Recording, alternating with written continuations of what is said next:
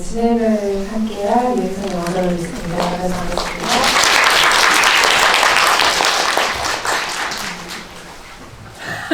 모두 눈이 돌아가는 곳에 지금 한분 서 계신데요. 오늘의 게스트로는 뮤지션 지올팡님과 함께 할 거예요. 영화도 특별한 인연이 생긴 분이긴 한데 차차 무대로 오셔서 이야기 나눠보도록 하고요. 입장하실 때 큰 박수로 맞이해 주시기 바랍니다. 지올팡님 무대로 오시겠습니다. 연예인이다. 안녕하세요. 연예인이다.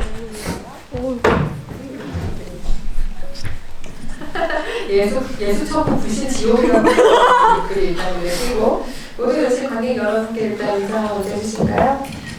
네, 안녕하세요. 지울팔이라고 합니다. 반갑습니다. 많이 기다리셨을 텐데 조금 더 인사를 해주시면 어때요? 아, 네. 근데 어떤 길이 오셨죠? 이거 뭐예요? 영화 다 보셨어요? 네. 지금 옆에 설명관에서 영화를 다 보시고 이쪽으로 이동을 하신 분이에요. 아, 네. 영화 재밌게 보셨나요? 네. 네, 저도 너무 재밌게 봐가지고 이런 자리가 너무 낯설어요, 지금. 네, 그래서 뭐 따로 길게 할 말이 떠오르지 않습니다. 네. 각자 오늘 Q&A를 통해서 그리고 일단 관객 여러분들과 같이 이야기 나눌 시간까지 마련을 할 거고요. 아무래도 무대에서 관객들과 만나는 것들은 이제 점점 더 익숙해지는 작업일 텐데 본인의 작업이 아닌 영화로 관객들과 만나는 자리가 좀 특별하기도 하고 좀 어색하게 느껴지기도 하고 그런 자리일 거예요. 한 시간 정도 얘기를 안 하면서 점점 더 우리 사이의 어색한 공기를 좀 좁혀보도록 하죠.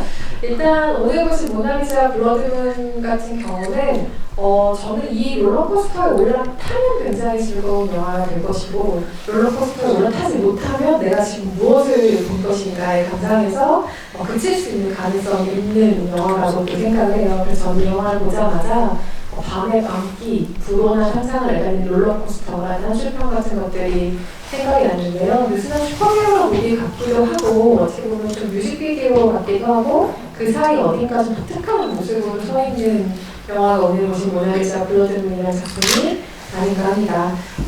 캐릭터와 영화에 대한 구체적인 이야기를 차차 오늘 이야기를 나눌 텐데요. 일단 오늘 지올팡님이 이 자리에 오신 이유 중에 하나는 이 영화와 굉장히 잘 어울리는 게스트이긴 하지만 아까 저희가 무대 뒤에서 오시기 전에 뭐 출연했다고 해도 사실 이상할 게 없다 이런 식의 농담도 살짝 나누기도 했는데 모나리자 블러드문과 콜라보한 곡이 지금 나왔죠. 사이코라는 곡이 나왔어요. 네, 아마 오늘 나왔던 것 맞아요. 같아요. 네. 이거 콜라보한 뮤직비디오가 영화의 클립을 사용한 뮤직비디오를 보신 분들도 계실 텐데 미발표 곡이었잖아요. 사이코라는 네. 오늘 발표되기 전까지는 네. 그 곡과 이 영화를 매칭해 생각하시는 이유는 뭘까요? 원래는 이제 제가 최근에 낸 앨범의 수록이들 노래였어요. 근데 그 이제 쭉 듣다가 아까운데 버리긴 아깝고 내기엔 애매하고 그래서 일단은 아껴두고 있었는데 딱 이 영화의 제의가 이제 와가지고 바로 그 노래가 떠올랐어요. 원래는 이제 다음에 내려고 했던 건데 이 영화에 이제 룩이랑 너무 잘 맞아가지고 그래서 이제 이용을 하게 되었습니다. 네. 들어보신 분들은 굉장히 그 분위기와 영화가 잘 어울린다는 것을 아실 테지만 이따 집에 가시는 길에 들어오신 분들을 위해서 어떤 점에서 그 곡이 이 영화랑 분위기가 좀 잘 맞는다고 생각했는지 조금 더 구체적으로 얘기를 해주신다면 어떤 점들이 있을까요? 일단은 여기 나오는 캐릭터 모나도 약간 사이코 같은 느낌이 들고 근데 이제 이거는 이미 사이클럽이라는 이름을 지어놓은 노래였어요. 그래서 이제 바로 연상이 됐던 것도 있고 그리고 원래는 사이클럽의 뮤직비디오를 찍으려고 했었던 적이 있었는데 그때 이제 떠오른 색감 같은 것도 이제 니온 사인, 핑크 뭐 그런 거를 떠올렸었는데 이제 딱 그 영화 포스터도 마침 그런 색깔이더라고요. 그래가지고 이거는 너무 잘 맞겠다 싶어가지고 이제 네 그런 생각 때문에 쓰게 되었습니다. 이거. 네. 본인의 뮤직비디오를 안 그래도 연출하는 아티스트로 팬들에게도 많이 알려져 있고 실제로 그렇게 작업도 하시고 여러 영화 캐릭터에서 영감을 얻은 뮤지션인데 또 우리에게 계속해서 회자가 되고 있죠. 뭐 아주 많이 얘기가 되는 캐릭터는 윌리 원카를 지금 모두가 기억을 하고 계실 텐데요. 영화라는 게 음악과는 다르게 지원파에게 어떤 자극을 준 예술인지도 좀 궁금해지네요. 주로 이제 영화에서 음악적 영감을 얻고 그러니까 이제 영화를 보면서 제가 이제 저만의 스토리를 생각을 할 때가 많아요. 그래서 뭐 예를 들면은 영화 겟 아웃 같은 경우에서도 보면서 결말은 이러면 더 재미있었겠다라고 생각을 했던 것도 있고 근데 이제 제가 생각한 결말이 안 나오면 혼자 실망하고 그런 편이에요. 그래서 그러면 이제 이 아이디어는 안 나왔으니까 이건 내가 언젠가 써야지 하고 이제 쟁여놓고 그런 편인데 뮤직비디오를 이제 만들 때 거의 주로 오마주를 많이 이용을 하는 것 같아요. 그래서 이제 영화에서 어떤 캐릭터가 연상된다든지 아니면 이거 이 영화 같은데 뭐 이 드라마 같은데 이런 거를 많이들 느끼실 수 있을 거예요. 그리고 대부분 그게 맞아요. 그래서 네. 오마주는 저한테는 어떻게 보면 제 창작의 수단 같은 그런 느낌인데 영화 또한 저에게는 이제 그런 오마주의 재료를 제공하는 플랫폼 같은 느낌일까? 그런 것 같아요. 오마주라는 말이 나와서 생각이 난 건데 하는 방식은 뭐 사람마다 조금씩 다르겠지만 한 번 본 어떤 이미지가 나한테 아주 큰 영감으로 나랑 바뀔 때가 있고 너무 많이 내가 좋아해서 본 작품이기 때문에 그 눈 감고 그릴 수 있을 정도의 상태가 되어서 오마주를 하는 경우들도 있잖아요. 그러면 사실 오마주를 할 만한 작품들의 경우에는 수도 없이 많이 본 케이스인가요? 한 번에 날아와서 어떤 영감으로 꽂히는 케이스가 많은가요? 아무래도 좀 많이 본 작품들이 그런 것 같아요. 그리고 좀 캐릭터가 세면은 이제 계속 보게 되는 것 같아요. 근데 이제 그 스토리보다는 캐릭터나 어떤 씬 자체에서 이제 많이 영감을 받는 것 같고 그 스토리가 뭐 이러니까 여기서 나도 이런 내용을 써봐야겠다 이러진 않고 그냥 그 이미지 하나를 보고 이 이미지를 본 내 생각은 이런데 라고 해가지고 오마주를 그런 식으로 시작을 하는 것 같아요. 모나리자 블러드문 같은 경우는 원하는 방향의 엔딩이었나요? 아니면 겟아웃처럼 내가 생각한 엔딩은 이게 아닌데 엔딩이었나요? 저는 그 겟아웃과 이 영화는 좀 다른 영화라고 생각을 해요. 그러니까 겟아웃 같은 경우는 스토리에 조금 더 이제 포커스를 두고 볼 수 있는 영화였고 근데 이제 저는 모나리자 앤 더 블러드문을 보면서 이거는 스토리에 집중하면서 봐야 될 영화인가라는 생각을 했었거든요. 그냥 보는 내내 저는 뮤직비디오를 보는 것 같았어요. 그래서 이 영화가 어떤 역할을 하고 있을까 이 영화 씬에서 그래서 생각을 해봤을 때 이거는 되게 스타일리시한 룩 그리고 이제 그 분위기 그 약간 펑크 느낌의 분위기 그리고 음악들 그런 것들을 통해서 그냥 하나의 어떤 엔터테인먼트적으로 좋은 역할을 하고 있다라고 봤어요. 그러니까 스토리적으로 이거를 뭐 내가 기대하면서 봐야 될 영화였나? 그건 저는 아니라고 생각을 합니다. 아마 비슷한 인상으로 영화에서 받으셨을 거예요. 저는 이 영화를 보고 어떤 생각을 처음 했었냐면 인물에 대해서 굳이 구구절절한 어떤 설명이 없잖아요. 설명이 없는 상태로 쭉 가는 전개와 그 아무것도 설명되지 않은 인물을 둘러싼 보름달이 뜬 한 밤에 굉장히 기이한 소동극 같은 느낌의 영화인데 영화가 각자의 야심이라는 게 있죠. 난 영화를 통해서 무엇을 보여줄 거야, 혹은 어떤 룩을 만들 거야, 어떤 이야기를 들려줄 거야, 어떤 메시지를 사회에 던질 거야 하는 그 야심이 영화마다 있는데 저는 딱 그 정도가 이 영화가 가진 되게 현실적인 야심으로 보였어요. 그래서 본인이 생각한 상상 그 이상을 즐겁게 풀어내겠다 하는 어떤 즐거운 야심이랄까요? 말하자면 그것을 가진 영화로 보였고 모나를 연기한 전종서 배우에게는 이 배우의 연기가 어떻다라는 그 이야기를 하기 차원 이전에 그 사람이 가진 기운 자체로 사람을 끌어당기는 마력 같은 게 이 사람에게는 좀 있다라는 생각이 들죠. 그래서 사실상 이 영화의 모든 출발점이자 모든 것이기도 하다라는 생각을 하면서 이 영화를 저도 재미있게 보게 됐습니다.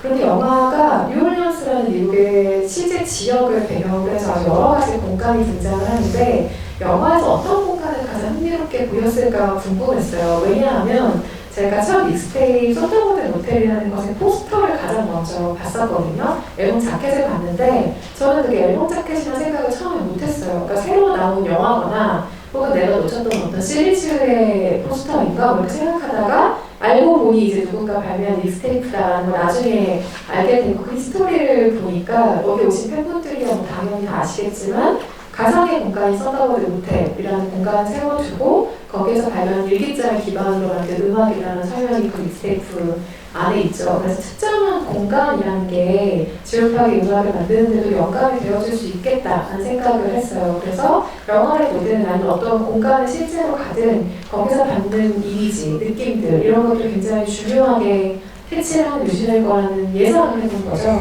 그래서 이 영화 안에는 여러 가지 공간이 나오잖아요. 밤에 실제 거리가 등장하기도 하고 뭐 작게는 DJ 퍼즐 같은 그 요란한 차도만의 공간일 수도 있을 것 같고 뭐 보니의 집과 스트릿 댄스를 벌이는 클럽이 나오기도 하고요. 가장 좀 중요하게 혹은 재미있게 눈에 띄었던 공간은 어디인가요? 저도 그 차가 제일 인상 깊었던 것 같아요. 거기 되게 화려하게 해놨잖아요, 차 자체를.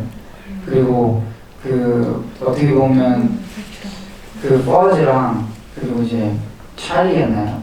네. 꼬마아이. 그 뭔가 모나의 편에 쓴 사람들 같은 느낌이었는데 그 셋이 이렇게 타고 공항으로 이제 가는 그 장면이 저는 되게 뭔가 따뜻했거든요. 네.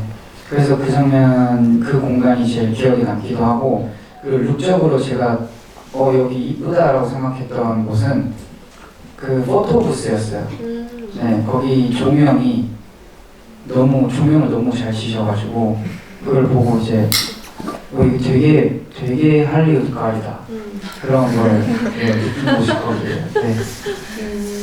방금 우리가 이야기 나눴던 그 DJ 퍼즐 같은 경우는 에드 스크레인이라는 배우가 연기한 캐릭터이기도 한데 처음 나올 때 너무 불안하잖아요. 이 사람이 어쨌든 멀쩡하게 보이지는 않고 혼자 밤거리를 다니는 아무것도 모르는 어린아이 같은 이 모나의 어떤 일이 일어날 것만 같고 하지만 말씀하신 것처럼 모나의 여정의 가장 든든한 동반자이자 운전자이자 안내자가 되준다는 점에서 이 캐릭터를 바라보는 마음도 영화가 진행됨과 동시에 조금씩 달라지는 것들을 느끼실 수 있을 텐데요.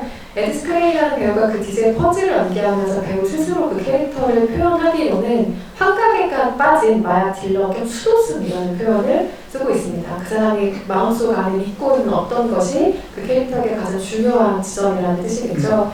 이 영화에서는 낮 장면은 거의 없죠. 그러니까 뭐 등장하긴 하지만 주로 밤 시간대에 벌어지는 소동들을 그리고 있는데 개인적으로 낮과 밤 중에 어떤 시간대를 더 좋아하세요? 저는 낮을 좋아하는데 낮을 잘 못 봐요. 네. 낮을 좋아하세요? 낮을 진짜 좋아하거든요. 그 아침에 먹는 커피 그런 거 있잖아요. 네. 그거 해보고 싶은데 그 기회가 많이 없습니다. 네. 얘기 약간 모순이 있네요. 좋아하는 사람이 일어날 수가 있다 뭐 이런 뜻이에요. 네, 그런 거예요.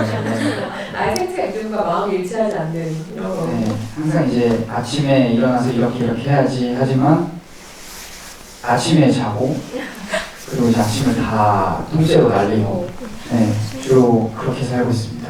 하지만 네. 좋아하는 건 낮 시간대라고 합니다. 그리고 그 밤의 이미지 같은 것도 영화에서 굉장히 좋아하는 분들은 정말 취향 저격이라고 할 만한 밤의 이미지들이 있는데 보름달이 우리나라에서 뭐 화나고 둥글고 뭔가 소원을 들고 이런 의미로 많이 쓰이긴 하지만 사실 할리우드를 비롯한 해외에서 이 보름달은 굉장히 불길한 기운을 가진 무언가로 묘사되는 경우가 많죠. 그리고 우리에게 익숙한 뭐 늑대 인간 같은 뭐 크리처들도 전부 밤에 보름달이 화나기 때문에 밤에 깨어나는 괴물들이기도 한데 이런 블러드문의 이미지가 굉장히 중요한 흰빛의 보름달의 이미지가 중요한 작품이기도 한데요. 평소에 달을 보면 상상한 어떤 이미지들이나 상상들이 있는지 궁금하네요. 하나 웃긴 게 생각났어요. 제가 중학교 때 늑대인간과 뱀파이어 물에 엄청 빠져 있었어요. 네. 그래서 제가 진짜 그때는 늑대인간이 될 수 있을 줄 알았어요. 그래서 거울 앞에 서서 진짜 온갖 힘을 다 줘서 원래 그 그 영국 드라마 중에 빙의먼이라는 네. 드라마가 있거든요. 근데 그 드라마에 이제 늑대인간 그리고 뱀파이어 그리고 유령 이렇게 셋이 부동산 사기 때문이었나 그 셋이 같이 살게 돼요. 네, 뭐 그런 드라마인데 거기서 이제 늑대인간이 보름달이 뜨면은 이제 막 뼈가 꺾여가면서 이제 그때도 이제 자기의 선택이 아닌데 그렇게 변해야 되는 거예요. 그래서 나도 그러면은 뼈를 뭔가 이렇게 꺾거나 그렇게 하면 되지 않을까라는 생각이 들었어요. 그래서 거울 앞에서 혼자 그러고 있었던 게 기억이 나요. 근데 한 3분 정도 했는데 진짜 너무 아프고 네, 머리도 너무 제가 여기에 목이 막 이러면서 힘을 줬거든요. 그러니까 이제 머리도 아픈 거예요. 그래서 이제 거기까지만 했던 기억이 납니다. 네. 그때 또 보름달도 떠 있었고 보름달 하면 그때가 기억이 납니다. 네. 3분만 지금 다행이에요. 그래서 지금 우리가 지금 못 만날 뻔했어요. 분명히 나가지고 막 이제 모나라는 캐릭터에 대해서 조금 더 이야기를 해볼까요? 아까 잠깐 말씀을 드린 것처럼 모나를 사랑하는 자세히 설명하는 작품은 아니죠. 각자의 좀 상상에 맡기는 작품이기도 하죠. 아마도 한국에서 태어난 것 같고 그리고 어떤 이유로 폐쇄 감독에 갇혔지만 구체적으로 어떤 이유였는지는 알 수 없고 그리고 이 모나가 이후에 어떻게 될지도 영화는 상당 부분 베일에 가려서 이 캐릭터를 보여주고 있는데요.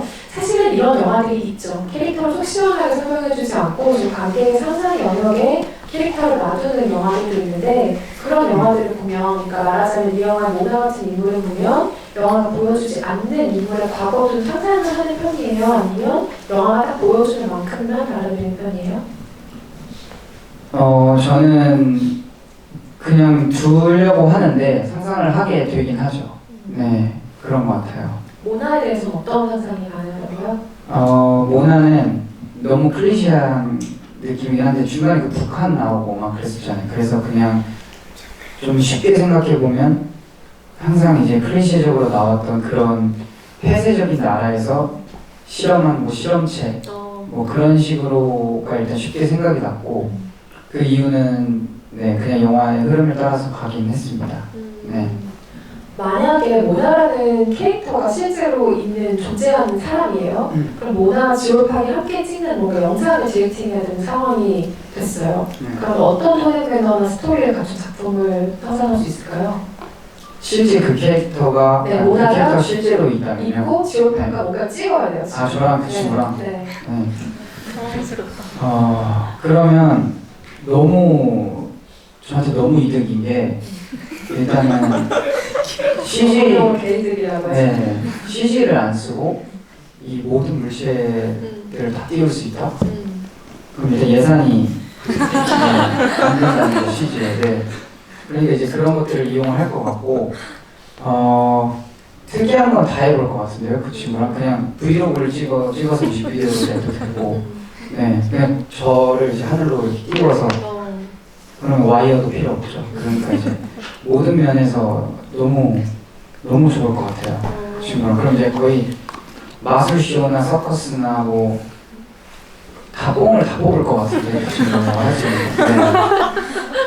이 영화는 되게 경제적으로 그러니까 말하자면 정말 싸게 그 배우의 능력으로 슈퍼내추럴 능력을 다루는 작품이긴 하잖아요. 우리가 보통 그 초능력을 가지고 있는 캐릭터가 나오는 영화를 보면 CG로 정말 많은 후작업을 해야 된다고 하는데 여기 전종훈 씨가 그 손을 얹으면 앞에 배우가 한 연기력으로 이제 그 초능력을 만들어주는 어떤 캐치적인 면도 이 영화에는 있는데 사실은 그게 전종사라는 배우가 가지고 있는 아까 제가 표현한 마력이기 때문에 조금 설득이 되는 부분이 있는 작품이긴 하죠. 전종사 배우는 이 영화를 4년 전에 촬영을 했고요. 미국으로 오디션 테이프를 보낸 이후에 합류를 해서 영화를 촬영을 하게 됐는데요. 그 당시는 전종사 배우가 넷플릭스로 공개된 콜이라는 작품을 촬영할 때입니다. 그래서 이 감독과 미팅을 한 이후에 미국으로 날아가서 3개월 동안 영화를 촬영을 하게 되는데요.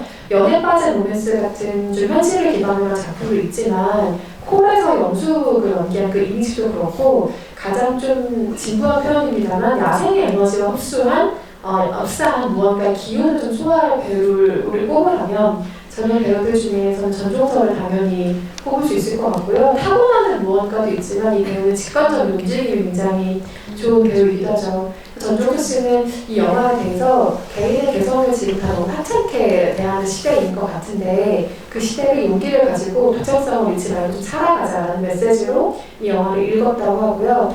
배우가 생각하는 모나라는 캐릭터는 특별한 능력을 가진 갓 태어난 아기라는 표현을 쓰고 있습니다. 애가 세상에 태어나는 모든 게 자극이잖아요. 태어나면 울기도 하고 세상을 마주하면 상처받기도 하고 누군가 사랑해보기도 하고 싸워보기도 하고 많은 것들이 경험인데 그 모든 것이 모나 여정과 좀 흡사하지 않은가라는 생각을 배우는 했다고 하고요. 영화를 보셔서 아시겠지만 그리고 또 지오파의 감상을 통해서도 우리가 들었지만 뭔가 치밀하게 계산을 해놓은 영화라기보다 좀 직감적으로 흐르는 영화라고 해야 될까요? 그리고 그런 캐릭터이기도 하죠. 그래서 이 영화를 찍기 위해 3개월 동안 뉴올리언스에 있는 경우에 이 영화에서 모나처럼 아웃사이더의 기운 같은 것들을 분명히 한국에서 촬영하러 간 배우로서 느꼈을 것이고 그것들을 직감적으로 캐치한 무언가가 이 영화에 반영이 되지 않았을까라는 생각이 들기도 하고요. 보니, 케이트 허드슨이 연기한 보니라는 캐릭터를 만나는 햄버거 가게잖아요. 전 이것도 이 영화의 굉장히 특징적인 뭔가 중에 하나라고 생각했는데 말하자면 이 영화는 건강한 슬로우 푸드보다는 햄버거 같은 저급 패스트푸드에 가까운 느낌의 영화인 거죠. 재미있는 건 동엽선의 캐릭터들이 이전에 엑스맨 같은 영화를 보면 사회에서 혹은 중심에서 소외된 아웃사이더들처럼 보이지만 사실은 그게 진짜 아웃사이더니까 이론상의 개념만 아닐까 느낌을 줄 때가 있는데 여기서는 실제 상황과 실제로 부합된 진짜 아웃사이더의 모습을 보여준다는 점에서도 통쾌한 면이 좀 있는 캐릭터이기도 하죠. 그런데 이 영화를 보고서 생각나는 영화로 크로니클을 뽑아줬어요. 좋아하는 영화인가요? 네네. 그때 이제 데인단이라는 배우가 좀 닮았어요, 근데. 아니요 전혀. 싫어하는 거. 네, 전 너무 좋아하는데 욕 먹으니까. 비슷한 것 같은데 여튼 찾아보시기 바랍니다. 네. 그래서 데인단이라는 배우가 아마 그때 국내에서도 유명하지 않았던 시절이었던 것 같아요. 근데 그때 이제 저도 아마 고등학생이었나 그랬던 것 같아요. 2012년이니까요. 그때 이제 영화관에서 크로니클을 본 기억이 있는데 그 약간 1인칭 시점으로 영화가 진행이 되거든요. 캠코더 들고 이렇게 찍으면서 학생들이 이제 초능력을 얻게 되면서 이제 학교에서 아웃사이더가 그 힘을 어떻게 이용하는지 그리고 그랬던 애가 힘을 얻고 나서 어떻게 변하는지 나중에 뭐 그런 과정을 보여준 뭐 그런 영화였는데 그 영화도 마찬가지로 시작부터 끝이 뭔가 예고된 영화였어요. 제가 느꼈을 때는. 그래서 이 영화도 처음부터 뭐 이렇게 끝나겠지 하는 대로 흘러갔거든요. 근데 이거 그런 점이 되게 비슷했고 뭐 다른 점이 있다면은 거기는 처음에는 초능력이 없다가 이제 뭔가를 얻게 돼서 타락하고 변하게 되는 과정이었다면 이 친구 같은 경우는 시작부터 나오잖아요. 그래서 그런 점이 좀 다르다고 생각은 들지만 왜 비슷하다고 느꼈냐면 분위기였던 것 같아요. 그 데인단이라는 배우가 주는 그런 퇴폐미적인 분위기와 전종서님이 갖고 있는 퇴폐미적인 분위기가 닮아 있었고 뭔가 둘 다 제가 느끼기엔 조금 더 그 밴드, 펑크 그런 시장에서 주로 다루는 그런 뭔가 요소들을 많이 썼던 영화 같아요, 둘 다. 네, 그래가지고 두 개가 연상이 되더라고요, 서로. 네. 아웃사이더들이 초능력을 갖게 되면서 벌어지는 어떤 일이라는 점에서 정확하게 두 영화의 공통점을 찍어주신 셈인 것 같고요. 크로니클이라는 영화가 기회가 되시면 한번 꼭 보셨으면 좋겠어요. 좋은 영화인데 두 영화의 가장 큰 차이점이라고 한다면 대부분 그런 식으로 본인의 힘을 과신해서 컨트롤하지 못하는 캐릭터들은 끝에 본인만의 어떤 벌을 받게 되거든요. 크로니클에서도 어떤 기극이 펼쳐지기도 해요. 그런데 이 영화 같은 경우는 모나 너무 자유롭죠. 결국에 본인이 원하는 대로 다시는 그곳으로 돌아가지 않겠다라는 어떤 다짐을 지켜내는 캐릭터이기도 하다는 점에서 전 이 영화가 굉장히 자유로운 선택들을 하고 있는 영화처럼 느껴지기도 하고요. 이 영화를 연출한 에나리르 얀비프라는 여성 감독은 이전에 밤을 걷는 뱀파이어 소녀라는 작품을 만들었어요. 그 작품부터 좀 독특한 뮤직비디오 같다라는 평을 일반적으로 받아온 누구 때문에 제 웃음이 터졌어요. 평을 받아오기도 했는데요. 이 영화에서 음악을 활용하는 방식을 지원하기가 어떻게 느껴졌는지 궁금해요. 제가 생각했던 것보다는 음악을 적게 사용한 느낌이었고, 근데 그런 이게 영화가 음악이 너무 풀로 있으면 또 안 되기도 하잖아요. 그래서 제 기준에서는 조금 적어서 조금 허전했던 건 있지만, 그래도 그 곡을 선정하는 데 있어서는 잘 선택하지 않았나라는 생각이 들었어요. 왜냐면 아까도 말씀드린 것처럼 뭔가 펑크적인 분위기를 갖고 있고, 제가 말하는 그 펑크는 음악 장르보다는 그 문화를 얘기하는 거고요. 그 문화에 걸맞는 어떤 뭔가 하우스 뮤직이나 디스코 뮤직 같은 분위기를 갖고 있는 그런 음악들을 선택을 해서 되게 잘 맞아 떨어진 것 같아요. 그래서 더 뮤직비디오 같다고 느꼈던 것도 있고, 그리고 제가 좋아하는 가수인 Sad Night Dynamite라는 그 미국 가수가 있는데, 그 가수의 뮤직비디오가 되게 닮아 있어가지고, 네, 약간 버즈를 닮았거든요, 그 가수가. 그래서 되게 뭔가 진짜 뮤직비디오 같았어요. 보는 데는 계속 로케이션이라든지 카메라 앵글이라든지 포토그래피 그 룩이라든지 네, 그런 것들. 그래서 네, 그랬던 영화 같은데, 네, 그렇습니다. 아마 그런 생각을 가지신 것은 감독의 이력과도 연관이 전혀 없지는 않을 것 같아요. 이 에나릴리 아미토라는 감독이 이전에 뭐 회화도 했고 조각도 했고 아주 다른 반면에 다양한 분야의 다른 아티스트이기도 한데, 영화 작업을 시작하기 이전에는 LA에서 락밴드의 베이스와 연주 보컬을 하는 사람이기도 했습니다. 아까 제가 말씀드린 장편 데뷔작인 밤을 걷는 뱀파이어 소녀라는 작품은 이것도 특이해요. 그러니까 그 여성 주인공 캐릭터가 중동 지역에서 쓰는 히잡 있잖아요. 히잡을 쓰고 스케이트보드를 타는 뱀파이어 여자이거든요. 그런 캐릭터가 밤에 벌어진 소동극을 그린 영화라면, 두 번째로 만든 더 배드리치라는 작품이 있는데, 이건 넷플릭스에서 버려진 자들의 땅이라는 제목으로 보실 수 있습니다. 여기서는 텍사스가 배경이에요. 그런데 말하자면 텍사스는 보호받는 구역이고, 그 안전지대 바깥으로 범죄자나 아웃사이더들이 밀려나게 되는데, 거기는 시민족이 사는 공간이에요. 여기서는 여주인공이 시작하자마자 팔다리가 일단 더 뜯기고 시작을 합니다. 굉장히 독특한 상상력을 밀어붙이는 감독이기도 해요. 그런데 이 감독이 음악의 활용에 굉장히 민감한 감독이기 때문에 촬영장에서 항상 락 페스티벌 같은 데서 쓴 스피커를 갖다 놓고 그 사운드 트랙을 항상 틀어주면서 배우들의 분위기를 돋구면서 촬영을 했다고 하죠. 실제로 이 영화의 음악 같은 경우는 다니엘 루피라는 뮤지션이 담당을 했는데, 뭐 EDM, 락, 블루스 여러 가지 장르를 넘나드는 사운드 트랙을 구상을 했고요. 시스 영화제라는 좀 장르 영화를 다룬 영화제에서 음악상을 수상한 작품이기도 합니다. 그 음악을 활용한 장면들을 비롯해서 가장 오래 좀 잔상이 남았던 장면은 뭐예요? 영화에서?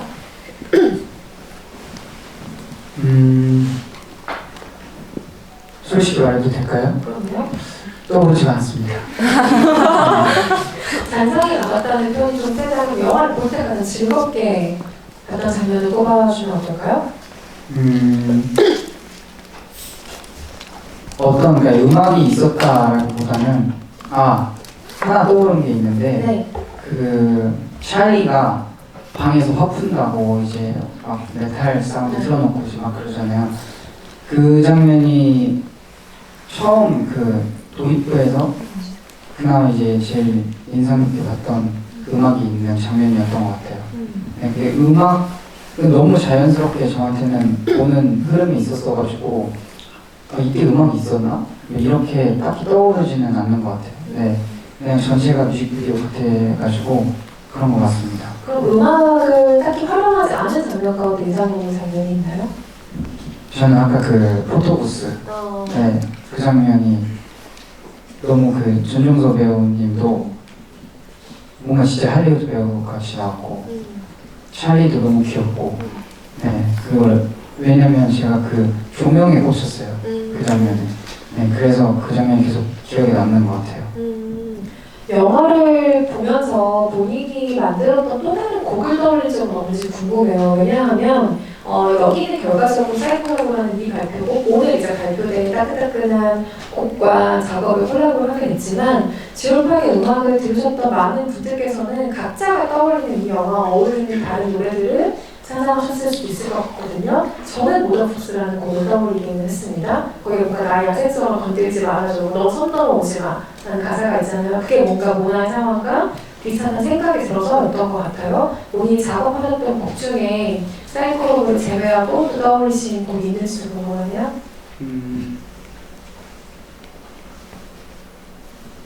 저는 Active Volcano 가 나온 것 중에서는 떠오르고 그리고 미발매곡 중에 이제 Calling이라는 노래가 있는데 그건 아직 세상에 안 나온 노래인데 그거의 내용이 이제 뱀파이어 내용이거든요.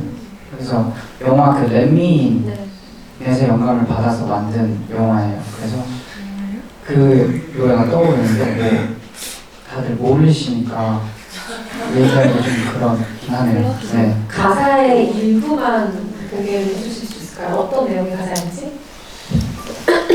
너무 오래전에 만들어서 떠오르지 않는데 뭐였지? 약간 이런 느낌이었던 것 같아요. You said how did you come here?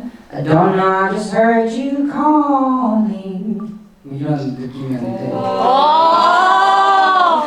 너의 그 콜링을 들었는데 너 나 부르지 않았어? 그래서 왔는데 여자애가 무서워하는 거 나를 부른 적이 없는데 뭐 이런 내용이 있거든요. 근데 아니야 너 나 불렀어. 너는 모르지만 넌 날 불렀어. 이러는 그런 사이코적인 내용이 있어요. 네.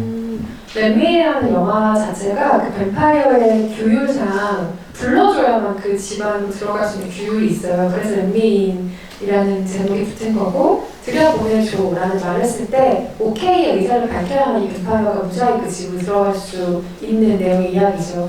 말씀하신 것도 기대가 되는데 지금 레코딩을 하고 계셨던 분이 여러분이 승자입니다. 이미 지나갔기 때문에 다시 들려드릴 수는 없고요. 가사를 쓰는 게 지금 말씀하신 것처럼 어떤 영화나 다른 예술에서 받는 영감에서 스토리를 이어가는 작업일 거라고 생각을 해봐요. 저는 곡을 만들어 본 적은 없지만 그런 점에서 캐릭터를 만들고 극본을 쓰는 작업도 굉장히 흡사할 거라는 생각이 들거든요. 서로 다른 분위기의 곡들을 발표하는 뮤지션이기도 하니까 너무 당연하지만 이를테면 매직 같은 좀 사랑스러운 노래가 있는가 하면 요새 아주 많은 분들이 사랑해주시는 크리스찬 같은 곡이 있잖아요. 그래서 서로 다른 분위기의 곡을 만들 때 실제로 지옥하고 전혀 다른 버전의 캐릭터로 본인을 선정하고 그 곡들을 작업하는지 궁금해요. 그렇다기보다는 그 요즘 사람들처럼 저도 성인 ADHD 같은 건데 이게 하나에 집중을 못해요. 그래서 잡다한 생각들이 너무 많고 근데 이제 그걸 하나씩 박스에 담는 식으로 한다고 보면 되거든요. 저한테는 그런 곡들이 다 박스예요. 그때 떠오르는 생각들 여기다 담아서 정리하고 저기다 정리하고 여기다 정리하고 여기다 정리하고 그렇게 하다 보면 이제 하나의 앨범이 되는 건데 앨범을 대부분의 이제 비슷한 무드로 작업을 하시는 분들도 계시잖아요. 그렇죠. 그 당시에 느끼는 그 뭐 우울감이라든지 그 앨범 우울한 앨범. 근데 저는 제 이런 ADHD 같은 그런 거를 그대로 담고 싶었어요. 그냥 이것도 나, 이것도 나, 이것도 나, 이것도 나. 그래서 어쩔 땐 오늘은 기쁘고 어제는 슬프고 진짜 그러거든요. 그래서 이제 그런 저의 생활 방식과 너무 닮아 있는 게 지금 제가 내고 있는 앨범들의 무드들인데 그래서 네 약간 캐릭터를 만든다기보다는 그때마다 그냥 드는 생각들을 일기장에 써놓듯이 써놓는 것 같아요. 근데 이제 비유를 많이 사용을 하거든요. 그리고 왜냐면 그 어떤 상황이 닥치면 이거 이런 거 같다 라는 비유가 떠올라요 자연스럽게. 그래서 이제 그 단어를 이제 채택해서 쓰는 경우가 대다수입니다. 네. 근데 실제로 활동을 하면서 캐릭터가 존재하긴 하잖아요. 그러니까 지올팍이라는 일단 거대한 하나의 캐릭터가 있고 채플렉이라는 이름의 부캐가 있는 것으로도 알고 있고 뮤직비디오 크루로도 신드롬에서는 크루가 있잖아요. 각각 좀 지올팍이 어떤 식으로 활용하고 싶은 캐릭터이자 크루인지 궁금하네요. 지올팍은 이제 그냥 음악을 하는 사람이고요. 채플렉은 이제 앞으로 제가 이제 브랜드를 런칭을 준비하고 있는데 거기에 이제 CEO로서 이름을 사용하면서 동시에 이제 영상 연출가 쪽으로도 이제 그 이름을 사용을 하려고 따로 만들어 놨습니다. 왜냐면 이런 걸 말씀드리기 좀 그런데 그 지우팍이라는 이름은 뷰티플로이즈가 주작권을 갖고 있어요. 네. 근데 이거는 나쁜 게 아니라 원래 그렇잖아요. 다 그 캐릭터 뭐 펭수 이비스가 갖고 있잖아요. 그런 식으로 그렇기 때문에 네, 전략적으로 이름을 사용한 거지 뭐 예술병이나 천재호소인 뭐 그런 게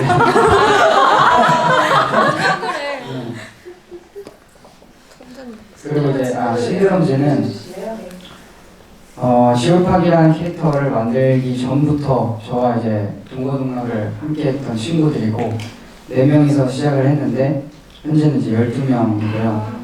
약간 만화 영화 이제 원피스의 루피처럼 이제 제가 지나다니다가 이 사람 괜찮다 싶은 사람들을 이제 동료로 끌어들이는 그렇죠. 네, 그렇게 해서 동료가 되라고 네. 그렇게 돼서 만들어진 게 이제 신드롬즈입니다. 거기에는 이제 뭐 영상을 하는 친구들 그리고 사진을 찍는 친구 그리고 디자이너 등등 뭐 3D 그래픽 디자이너 다양하게 있는 팀이고 이 친구들을 이렇게 모은 그 기준이 실력보다는 성격을 보면서 데려왔어요. 실력도 실력이지만 성격이 저는 제일 중요하다고 생각해요. 오래 가려면 성격이 맞아야 갈 수 있으니까. 그래서 이제 저와 정말 잘 맞고 지금 이제 거의 가족과도 다름없는 친구들이고 같이 성장을 하고 있고 앞으로도 계속 같이 할 친구들이자 비즈니스 파트너 인 것 같습니다. 네. 크루와 함께 작업을 하든 아니면 단독으로 무언가를 내놓든 워낙 변함사이라는 단어 옛날 단어 같네요. 어쨌든 변함사랑 작업을 보여주기 때문에 어떤 하나의 이미지 혹은 뭔가의 하나의 천착되는 무언가를 주력하고 설명하기 좀 어려운 일인 것 같긴 한데 이 영화 감독도 그렇고 저는 예술을 하는 사람들에게는 깊이 천착되는 무언가가 하나씩은 있다는 생각이 들어요. 일례로 지금 모나리자 블러드문을 만든 이 감독 같은 경우는 제멋대로 폭주하는 소녀에 대한 어떤 이미지가 확실히 있는 것 같아요. 그래서 이전에 작업한 주 영화들을 보면은 항상 캐릭터가 스케이트보드를 타고 있거든요. 굉장히 자유롭게 어디로 뻗어나갈지 모르는 움직임을 보여주는 캐릭터라면 저는 그 변형이 이 모나라는 캐릭터라는 생각이 들었어요. 정말 어디로 튈지 모르고 어떻게 행동할지 모르고 너무나 자유롭고 직관적인 움직임을 보여주는 그 이미지, 밤을 걷는 정말 소녀의 이미지가 이 감독에게 있다면 지울팍에서 작업한 기존 영상을 보면 저는 그 눈이라는 생각이 들었어요. 크게 강조하는 혹은 왜곡하는 이미지들이 있기도 하고 그런데 그게 왜 재밌냐면 눈이 보는 신체 기관이라는 거죠. 그럼 그거는 관점을 표현하는 도구이기도 한 것 같아요. 그래서 눈을 확대하거나 왜곡한 이미지를 보면서 재미있다 혹은 독특하다는 생각이 드는 한편 무언가 생각이 있기 때문에 이 눈을 활용하겠구나라는 짐작을 하게 되던데요. 관련해서 들려줄 이야기가 좀 있다면 어떤 이야기 들려주시겠어요? 일단 눈을 아마 로니다이버라는 노래부터 이제 눈이라는 걸 왜곡한 의도와 그리고 그 전에 눈을 키웠던 의도는 두 개가 다릅니다. 네, 그래서 초반부에는 이제 뮤직비디오에서 눈을 키웠던 이유가 다 찍었는데 너무 평범한 거예요. 네, 그래서 이제 눈을 키웠는데 로니다이버 때는 굳이 키울 필요가 없었어요. 근데 그렇게 눈을 키우고 이러는데 사람들 반응이라든지 제가 느끼는 저에 대한 그러니까 제가 만든 캐릭터에 대해서 제가 느끼는 감정이 계속 되게 오랫동안 쳐다보면 뭐 불쾌한 그런 게 있잖아요. 그래서 그 느낌이 너무 좋았어요. 불쾌한 느낌이 계속 이게 많이 쳐다보는 느낌이. 그래서 이제 그때부터는 그런 표정을 많은 사람들이 이제 제 시그니처 표정이라고 하는 그런 표정이 습관이 되었고, 네, 그리고 눈을 키우든 안 키우든 똑같이 이제 눈을 부릅뜨는 표정을 계속 하게 되더라고요. 사람들한테 이제 그게 불편함을 줄 수 있고, 그리고 이제 저는 좋은데 그 사람은 싫을 수 있잖아요. 그 불편한 게. 근데 뭐 신경 안 쓰고, 네, 불편했으면 좋겠다. 그렇게 계속 쓰고 있습니다. 네. 앞으로도 그러면 눈의 이미지가 강조되겠군요, 당분간은. 네, 그럴 것 같고, 그리고 눈이 동공이 커요. 네, 본인의 눈이. 동공이 커서 좀 불쾌감을 줄 때가 있어요, 제 스스로에게도. 네, 그리고 사대간이라고 네, 아시나요? 알죠? 네, 또 사대간이에요, 하필 들어주면. 그래서 그 마크 주커버그가 약간 좀 그런 눈이시잖아요. 그런 걸 보면서 동경했었는데 이제 나도 저런 눈이 되고 있다. 네, 광기를 그냥 점점점 광기가 가득 차가는 저의 모습을 보면서 뿌듯해하고 있습니다. 네. 역시 실리콘밸리를 꿈꿨던 남자답게 여기까지 나왔어요. 근데 영화도 그렇고 음악도 그렇고 예술을 대하는 태도는 다 모두가 다르잖아요. 저는 누군가한테 이 영화는 엄청난 예술이 될 수 있지만 누군가에게는 이게 무슨 예술이야 소리를 충분히 들을 수도 있는 어떤 기치적인 예술이라고 생각을 하거든요. 영화도 마찬가지죠. 누군가는 아주 진지하고 고상하고 정말 아트 영화라고 부를 수 있는 만한 무슨 영화 같은 경우만 영화이고 누군가에게는 이 영화처럼 불온한 관계 같은 게 아주 가득한 게 엔터테인먼트 재미를 주는 영화일 수도 있을 거예요. 그래서 예술을 대하는 그 감각은 예술가 때마다 전부 다르고 받아들이는 사람의 입장마다 다르다는 생각이 드는데 지오파가 예술이라는 자체를 어떻게 대하고 좀 가지고 노는 사람인지 궁금해요. 그러니까 많은 사람들이 생각하시는 그 예술이라는 경계가 있잖아요. 그 예술가들 그런 사람들로 저를 생각하시는 네, 경향이 있더라고요. 근데 저는 아예 반대에 있어요. 사실은 저는 예술은 사업 아이템일 뿐이고요. 그리고 네, 솔직히 말하면 저한테는 사업 아이템입니다. 예술은 제가 할 수 있는 것 중에서 제일 잘 팔 수 있는 것들 그런 것들을 어쨌든 제작자잖아요. 그러니까 제품을 만들어서 사람들에게 팔고 그러니까 이 제작과 마케팅까지 다 이 모든 것들이 재미있는 거예요. 저한테는. 그래서 막 예술할 때 막 엄청 심취해가지고 막 뭐를 쓰고 막 그런 드라마틱한 건 저의 인생에 없고요. 네. 옛날에 그 썬더버드 호텔은 우울증이 와서 한번 그런 적이 있어요. 네, 그때 약간 중2병 비슷한 게 와서 그랬던 적이 있는데 그 이후로는 나름의 전략을 갖고 이렇게 하면 이런 이미지가 생기겠지 이렇게 하면 이런 이미지가 생기겠지 하면서 계산적으로 움직였던 것 같아요. 네. 그래서 예술을 대하는 태도가 생각보다 냉정하고 예술을 막 따뜻하게 예술을 이렇게 바라보거나 예술에 이렇게 비춰있거나 네, 그런 성향은 아닌 것 같습니다. 네. 영화를 볼 때도 생각보다 진지하지 않은 영화를 되게 좋아하고요. 네. 진지한 영화는 지루해하는 했던 적이 더 많고 오히려 좀 더 그런 편인 것 같아요. 네. 이런 태도가 예술을 대할 때 오답이 될 수는 없겠죠. 대하는 태도나 받아들이는 모두의 입장이 정답이 될 수 있으니까 예술이 그래서 사실은 좋은 것이기도 하죠. 딱히 정답이라는 것은 없으니까요.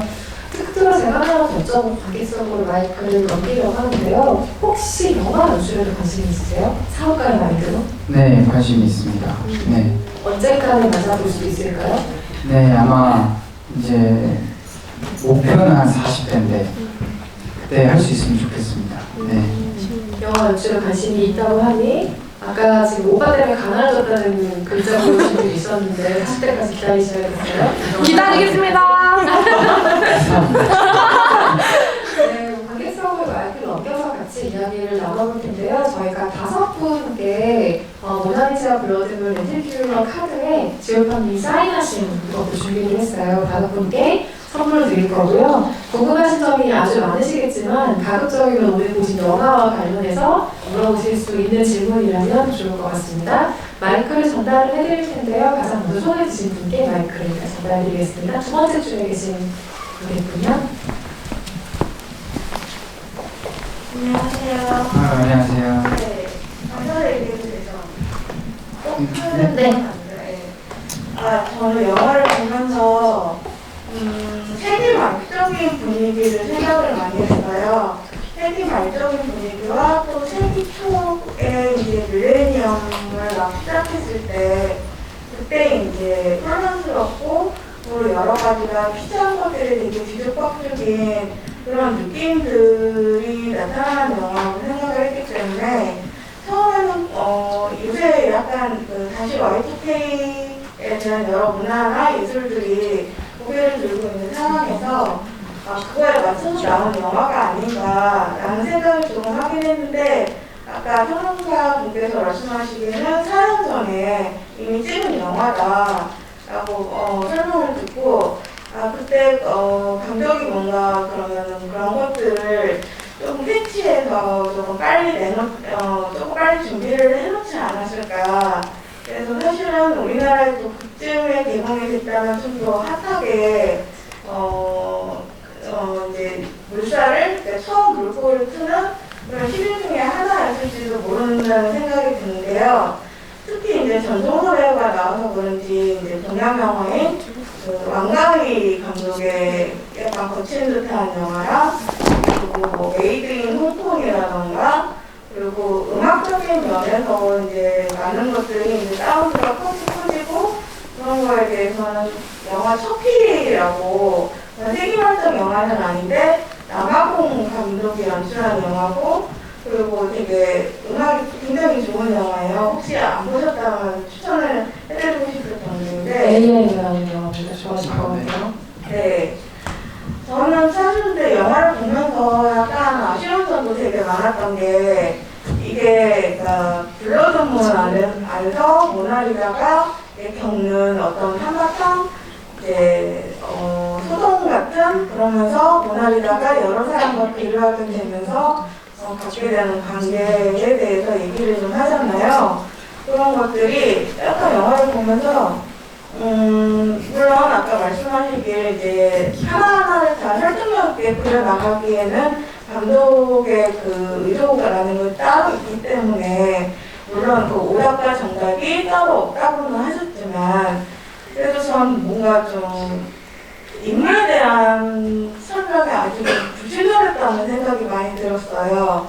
그래서 약간 개연성도 좀 떨어진다는 기분이 들었고 그런데도 불구하고 좋았던 거는 끝까지 문화를 서포트해 주었던 사람들 그 사람들에 대해서는 이제 찰리가 눈물을 흘리면서 나중에 공항에서 안겼던 장면이라던가 아니면은 그 폭력적인 것 같은 엄마가 찰리를 반겼다던가 그리고 맨 마지막에도 그 문화의 옆자리에 앉은 그 비행기 승객분께서 굉장히 문화한테 친절을 베풀어줬잖아요. 처음 보는 사이이고 약간 이제 돕기에도 약간 너무 기능 있어 보이는 어려울 법한 사람임에도 불구하고 그래서 결국은 이 영화도 인간을 말한 영화가 아닌가 싶은데 그럼에도 불구하고 제목이 그러니까 인간을 말하는 영화 같지는 않잖아요. 느낌이 뭔가 뱀파이어 느낌도 들고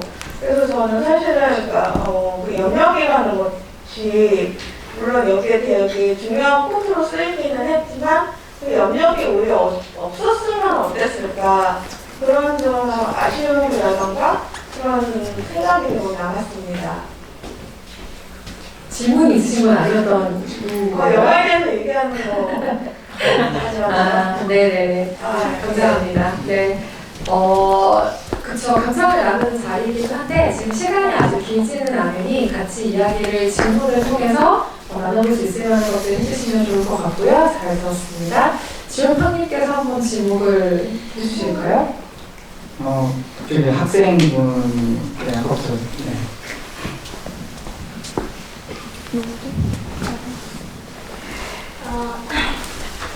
제가 이 영화를 보고 제가 영화를 볼 때 주인공이 뭔 시키는 게 좋거든요.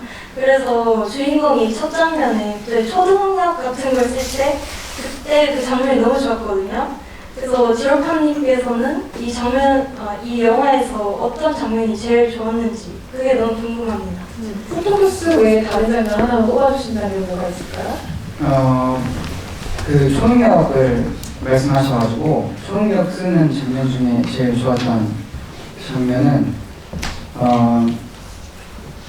초반부가 제일 강렬하게 남았던 것 같아요. 아무래도 1차원적으로 강렬한 느낌이었고 그 이후로부터는 이제 평론가님이 말씀하신 것처럼 되게 그 저예산 방식의 초능력이었잖아요. 그래서 그냥 귀엽게 넘어갔던 것 같아요.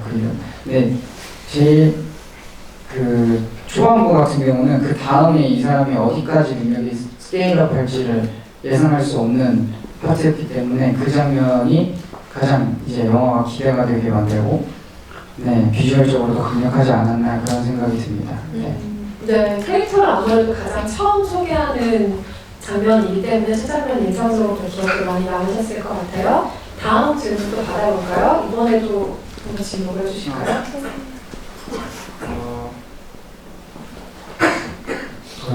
너무 어렵죠? 어렵네요. 네. 네.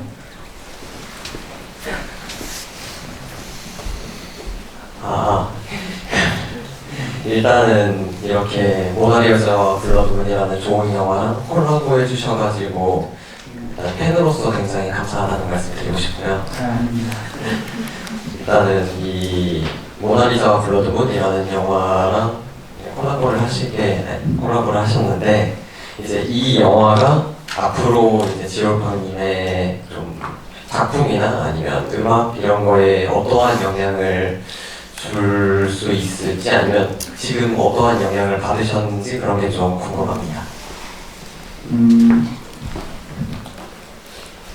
이 영화에서 영상적으로 배울 점이 꽤 많이 있었어요. 저 같은 경우 그 기술적으로.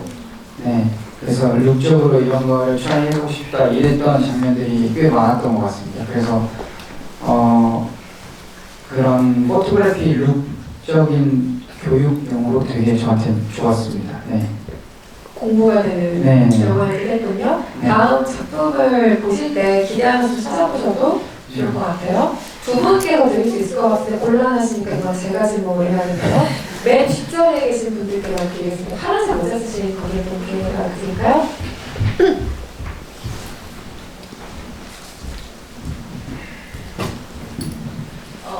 제가 궁금한 거는 이제 보통 영화나 드라마 같은 걸 보면은 저희 시청자 입장으로서는 주인공에 되게 이입을 해서 보게 되잖아요. 근데 이제 모나를 제외하고 다른 캐릭터들이 많이 나왔는데 지올팡님이 보시면 조금 지올팡님과 닮아 있다고 생각되는 부분이나 그런 캐릭터가 있으셨는지 궁금하고 아니면은 혹시 지올팡님이 만약에 영화 속에 들어가서 모나를 마주보게 됐다면 어떤 식으로 행동하셨을지 그런 게 조금 궁금합니다.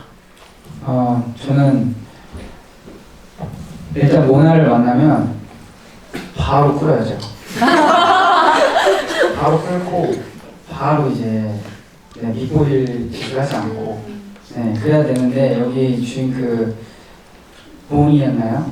네, 보니처럼 그렇게 될 수도 있을 것 같아요. 어떻게 보면 나중에 멀리 보면 보니도 이제 그런 결말을 기대하고 그 친구를 그렇게 대하진 않았잖아요.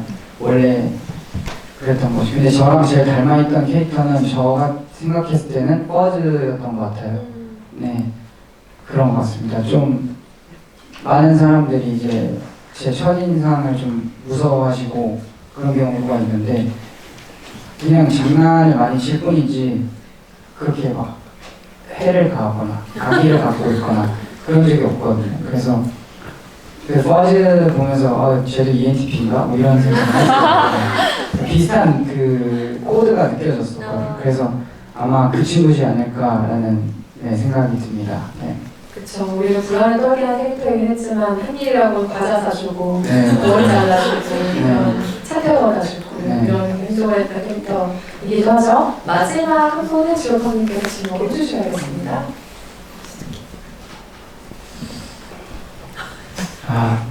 이게 정말 진짜 아무나 고르니까 너무 오해하지 말아주세요.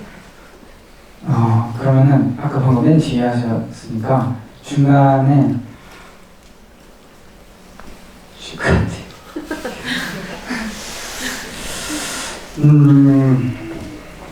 중간에 여기 가위바위보로 할까요?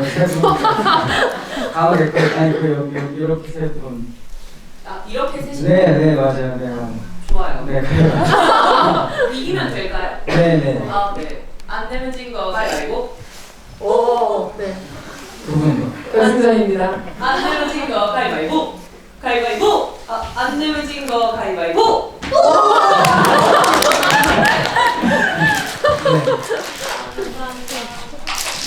여기 이 영화에서 주인공의 모나의 캐릭터가 되게 좀 유니크하게 그려지고 있잖아요. 뮤지션이어서 되게 궁금한 부분인데 내가 모나한테 노래 한 곡을 불러줄 기회가 있다면 어떤 노래를 모나한테 들려주고 싶은지가 궁금합니다. 잔잔한 노래를 들려줄 것 같아요. 막 그런 포아지처럼 막 시끄럽고 그 샤리처럼 메탈 막 이런 거보다는 뭔가 저도 그런 노래를 가끔은 듣긴 하는데 메탈이라든지 EDM이라든지 그런 거를 가끔은 듣지만 우연히 마주쳤다라는 가정하에는 이제 왜 이런 노래 좋아해? 하면서 처음부터 제 그런 빡센 취향을 드러내고 싶진 저는 않거든요. 네, 그래서 처음에 좀 더 잔잔한 음악으로 이렇게 해보고 지루해 보이면 바로 이제 넘어가고 그럴 것 같아요. 네, 잔잔한 음악. 네. 잔잔한 어떤 곡이요? 불러주세요.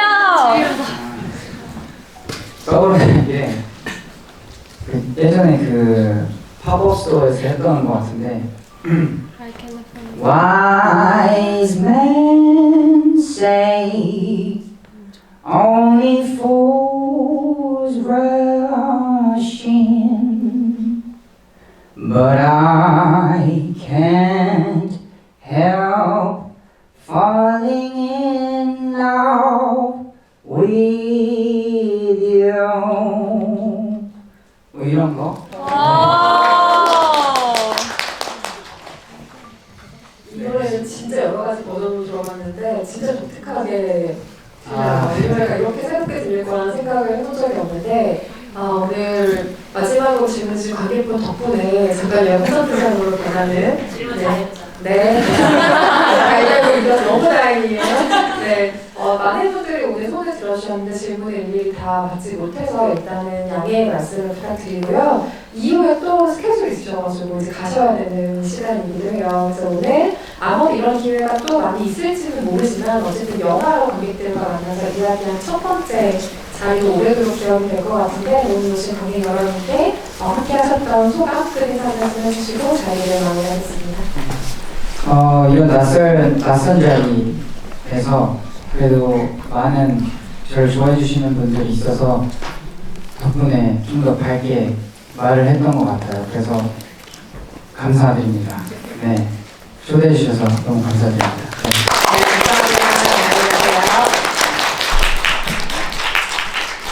감사합니다. 사랑해요.